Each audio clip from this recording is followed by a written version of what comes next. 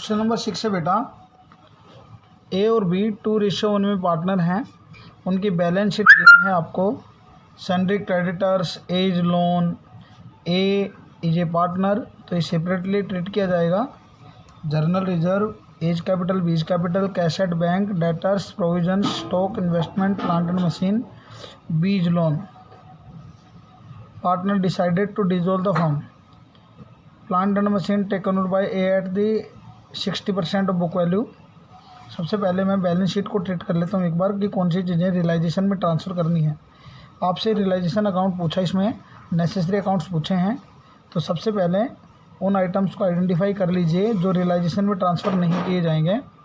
तो loan account will not be transfer in realisation because it is related to partner. General reserve also not transferred, capital also not transferred, cash at bank also not transferred, B's loan also not transferred. आप चाहें तो इसको transfer भी कर सकते हैं, लेकिन इसको हम ट्रांसफ़र नहीं करेंगे क्योंकि पार्टनर्स का लोन है। ओके, तो यहाँ पे अब हम बनाएंगे फॉर्मेट ऑफ रियलाइजेशन अकाउंट।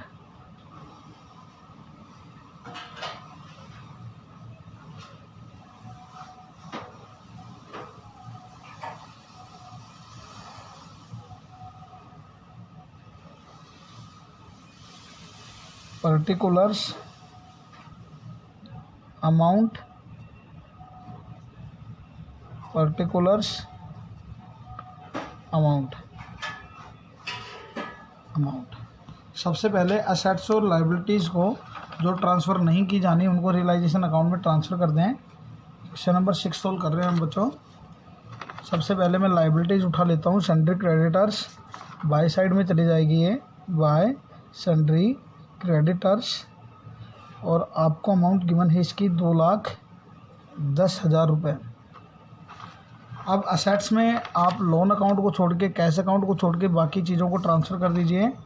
तो आपको दिया हुआ है 2 सन्ड्री डेटर्स, और इनर कॉलम की वैल्यू ट्रांसफ़र करेंगे 1,80,000, और इसके अगेंस्ट जो प्रोविज़न है वो आप लाइबिलिटी साइड में ट्रीट करेंगे, यानी क्रेडिट साइड चला जाएगा by provision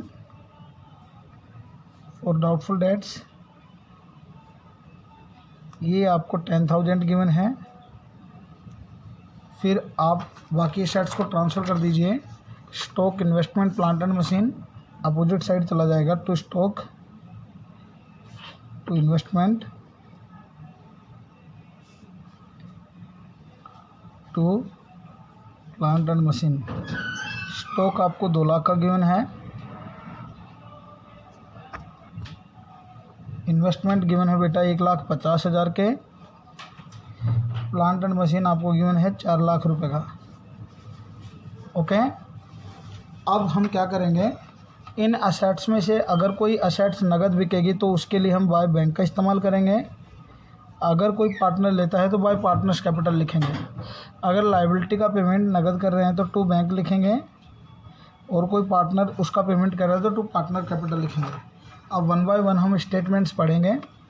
plant and machine was taken over by A at 60% of its book value. Plant and machine किसने ले लिया बेटा, ए ने, बाय एज कैपिटल, और उसने ले लिया plant and machine. Plant and machine आपके पास था 4 लाख का, और 4 लाख का 60% पे लिया उसने। तो 4 लाख का प्लांट उसने 60% पे लिया, 60% हो जाएगा आपका 2,40,000 रुपये। ओके, उसके बाद investment taken over by B at 120%। Investment B ने लिया तो आप लिखेंगे बाय बीज कैपिटल। इसने लिया इन्वेस्टमेंट 120% पे, 120% पे इन्वेस्टमेंट की वैल्यू निकाल लें आप, यानी 20% इंक्रीज़ कर दें। 1.5 लाख में 20% 30,000 इंक्रीज़ कर देंगे तो उसने 1,80,000 में इन्वेस्टमेंट लिया। उसके बाद creditors were paid of by giving them stock at 75% of the book value, यानी स्टॉक क्रेडिटर को दे दिया गया है 75% पे। 2 लाख का 75% 1,75,000 होगा।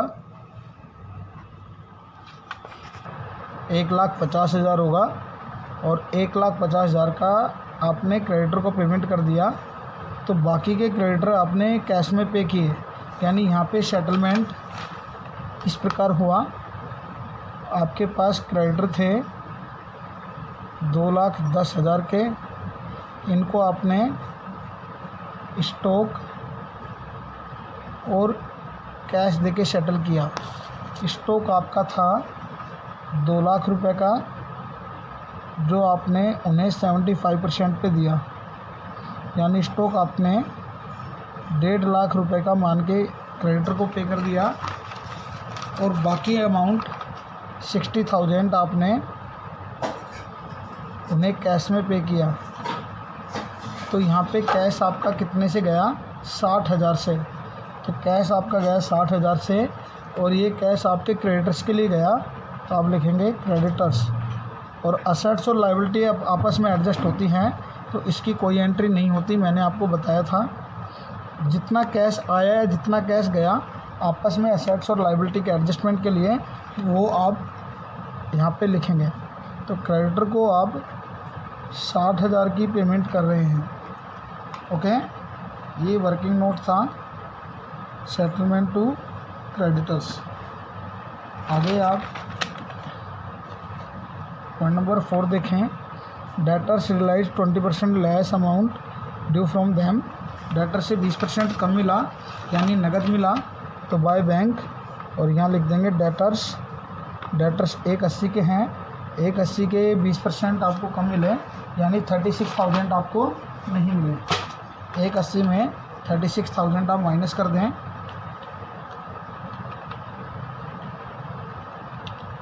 तो आपने पेमेंट की 1,44,000 रुपये की। उसके बाद अगली स्टेटमेंट है बच्चों, as loan was paid off with interest for 6 months. एक के लोन की पेमेंट आपने की विद इंटरेस्ट, यानी आपने एक्स्ट्रा एक्सपेंसेस किया, नगद एक्सपेंसेस किया इंटरेस्ट ऑन एज लोन। तो ये हम लोन अकाउंट में एडजस्ट करेंगे, तो मैं साथ में बना देता हूँ एज लोन अकाउंट। बहुत आसान होने वाला है आपके लिए। एक के लोन का बैलेंस आप लिख दें बाय बैलेंस BD। एक के लोन का बैलेंस था 50,000 रुपये और उसका इंटरेस्ट आप 6 महीने का पे करेंगे। तो 6 महीने का ब्याज होगा बेटा 50,000 पे 12%, 6,000 होता है, और 6,000 6 महीने के हिसाब से 3,000 हो गया। 6 महीने का ब्याज 3,000 बनता है। तो बाय इंटरेस्ट की बजाय हम लिखेंगे बाय रियलाइजेशन, क्योंकि यहाँ पे कोई भी एक्सपेंसेज अकाउंट नहीं है।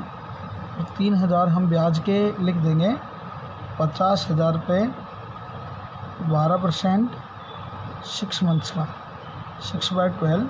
तो ये 3,000 आपका लोन अमाउंट का इंटरेस्ट हो गया और आप टोटल पेमेंट करेंगे टू बैंक 53,000।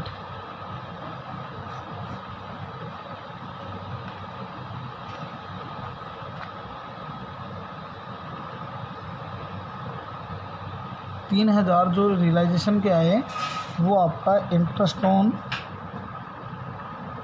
एज लोन था, जो आपने एक्स्ट्रा पेमेंट की है 3,000 रुपये की, वो आपको रियलाइजेशन में डेबिट करनी पड़ेगी। उसके बाद रियलाइजेशन एक्सपेंसेज वाज ₹1,000, तो ये भी आपने नगद दिए। रियलाइजेशन एक्सपेंसेज 1,000, तो यहाँ पे आपने सारी पेमेंट कर दी। कोई लायबिलिटी अनपेड नहीं होनी चाहिए। क्रेडिटर्स का पेमेंट हो गया, प्रोविजन का कोई पेमेंट होता नहीं है। तो यहाँ पे आपने तो इसका टोटल आ जाएगा 64,000। अब स्टूडेंट्स आपका रियलाइजेशन अकाउंट कंप्लीट हो गया। यहाँ पे आप आउटर कॉलम में 1,44,000 डेटर के लिख दें। स्टूडेंट्स अगर एसेट से कोई अमाउंट रियलाइज़ नहीं होती है तो उसका अमाउंट हम 0 मान लेते हैं। यहाँ पे डेटर्स का अमाउंट रियलाइज़ हो गया, स्टॉक हमने क्रेडिटर को दे दिया, इन्वेस्टमेंट B ने ले लिया, प्लांट एंड मशीन A ने ले लिया। अगर कोई एसेट्स का सेटलमेंट नहीं होता तो उसकी अमाउंट हम 0 मानते हैं। तो ये रियलाइजेशन अकाउंट हमारा लगभग पूरा हो गया है, कैलकुलेशंस बाकी हैं बस। कैलकुलेशन टोटल आ जाएगा बेटा डेबिट साइड का 9,94,000 और क्रेडिट का आएगा 7,84,000। तो जो टोटल ज़्यादा है वो दोनों साइड लिख देंगे और जो भी डिफरेंस आएगा वो आपका लॉस होगा। ये बाई साइड आ रहा है बेटे, बाय रियलाइजेशन लॉस, और ये निकलेगा बैलेंसिंग फिगर से और ये होगा 2,10,000। और ये 2,10,000 पार्टनर्स में डिस्ट्रीब्यूट कर दिए जाएंगे उनके प्रॉफिट शेयरिंग रेशियो में, ए और बी में, एज कैपिटल और बीज कैपिटल। तो यहाँ स्टूडेंट्स आपको रेशियो 2:1 दिया हुआ है, तो 1,40,000 ए के हिस्से में और 70,000 बी के हिस्से में आ जाएंगे और ये आपका रियलाइजेशन अकाउंट कंप्लीट हो जाएगा। अब हम बनाएंगे बच्चों partners capital account. Partners capital account का फॉर्मेट में बना देता हूँ। तो यहाँ पे सबसे पहले बैलेंस लिख देंगे बाय बैलेंस BD। कैपिटल का ओपनिंग बैलेंस आपको गिवन है और ये आपको गिवन है बच्चों 4 लाख ए का और 2,50,000 बी का बैलेंस आपको दिया हुआ है। 4 लाख ए के हिस्से में और 2,50,000 बी के हिस्से में डाल देंगे। अब आपको रियलाइजेशन अकाउंट उठाना है और जहाँ पे भी ए और बी का नाम दिखे उसको अपोजिट साइड में लिख देना है। तो यहाँ पे आपको 2 साइड में कहीं भी ए और बी का नाम दिया हुआ नहीं है, एज कैपिटल बीज कैपिटल नहीं दी हुई। बाई साइड में आपको as capital B's capital given है। ए ने प्लांट एंड मशीन लिया था और बी ने इन्वेस्टमेंट लिया था, तो हम लिख देंगे टू रियलाइजेशन। ए में लिख देंगे आप 2,40,000 क्योंकि ए ने प्लांट एंड मशीन 60% पे ली थी और बी ने टू रियलाइजेशन और उसने इन्वेस्टमेंट 120% 1,80,000 पे लिया था। और लास्टली जो लॉस आया था रियलाइजेशन का वो ट्रांसफ़र कर देंगे टू रियलाइजेशन लॉस और ये 1,40,000 ए के हिस्से में और 70,000 बी के हिस्से में आया था। ओके, उसके बाद जो भी बैलेंसेज बचे हुए हैं जर्नल रिजर्व वो आप पेमेंट कर दें। यहाँ लिख देंगे by general reserve. General reserve में उनका शेयर आएगा 60,000 ए के हिस्से में और 30,000 बी के हिस्से में। क्लियर। अब बच्चों आपको जो लोन दिया हुआ है असेट्स में, यानी ये बी ने लोन ले रखा है, बी ने लोन ले रखा है, तो ये लोन का पैसा उसकी कैपिटल से काट लिया जाएगा, यानी ये कैपिटल में डेबिट साइड चला जाएगा। तो लिख देंगे हम टू बीज लोन अकाउंट। आप चाहें तो सेपरेटली भी इसको बना सकते हैं। तो यहाँ पे मैंने 20,000 लोन का अमाउंट कैपिटल में ट्रांसफ़र कर दिया। अब जो भी बच्चों डिफरेंस आएगा वो टू बैंक या बाय बैंक होगा। क्लियर। तो आप निकाल दें डिफरेंस बिटवीन पार्टनर्स। तो ये टोटल आ जाएगा 3,80,000 और यहाँ पे आ रहा है 4,06,000। 380 इज लेस देन 2, 4,06,000। तो जो भी डिफरेंस आएगा वो बाय साइड आएगा, बाय बैंक अकाउंट। और ये डिफरेंस आ जाएगा आपका 80,000 का बैलेंसिंग फिगर से। बी का टोटल डेबिट का 3,70,000 आ रहा है, 2,70,000 आ रहा है और क्रेडिट का टोटल 2,80,000 आ रहा है। तो क्रेडिट में 280 लिखेंगे और बी को पेमेंट की जाएगी टू बैंक 10,000 की।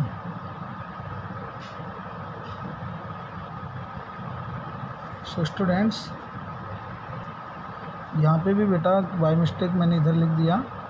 डिफरेंस आएगा टू साइड 80,000 का डिफरेंस आएगा एक ही कॉलम में, क्योंकि इस साइड का टोटल उस साइड के टोटल से कम है। तो ये 80,000 ए को पे किए जाएंगे और 10,000 बी को पे किए जाएंगे और ये बन जाएगा आपका पार्टनर्स कैपिटल अकाउंट। अब हम बनाएंगे बेटा बैंक अकाउंट।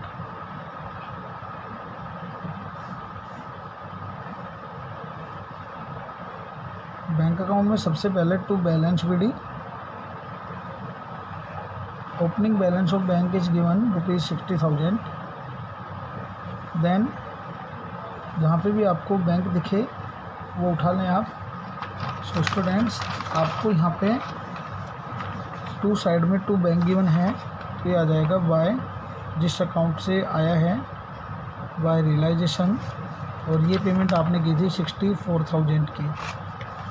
इधर बाय बैंक आपको गिवन है, यहाँ आ जाएगा टू रियलाइजेशन, और ये पेमेंट आपको मिला था 1,44,000। ओके, इधर एक के लोन का आपने पेमेंट किया था, टू बैंक लिखा था, यहाँ पे लिख देंगे बाय एज लोन अकाउंट, और ये पेमेंट आपने किया था 53,000। फिर स्टूडेंट्स आपने कैपिटल का पेमेंट किया by as capital 80,000 by B's capital 10,000। Students यहाँ पे 3,000 आपके नहीं आएंगे क्योंकि इसकी पेमेंट आप डबल बार कर रहे हो, केवल 50,000 की आप पेमेंट करें, बिकॉज 3,000 की पेमेंट आपने रियलाइजेशन से कर दी है टू बैंक। अगर यहाँ पे टू बैंक में 53,000 लिख दूंगा तो 3,000 की पेमेंट इंटरेस्ट की यहाँ पे हो जाएगी, 3,000 की पेमेंट यहाँ पे हो जाएगी। आप इसको एक जगह ही ट्रीट करें, दो जगह ट्रीट ना करें। तो यहाँ पे आपका लोन अमाउंट 50,000 से ही पेड होगा और आपका बैंक अकाउंट का टोटल आ जाएगा 2,04,000। It will be the total of bank. So it was the question number 6, and this question was very simple. Only one logic is there, that was interest on loan. Interest on loan will be treated in realization only. This will not be treated in partners loan account. Thank you so much.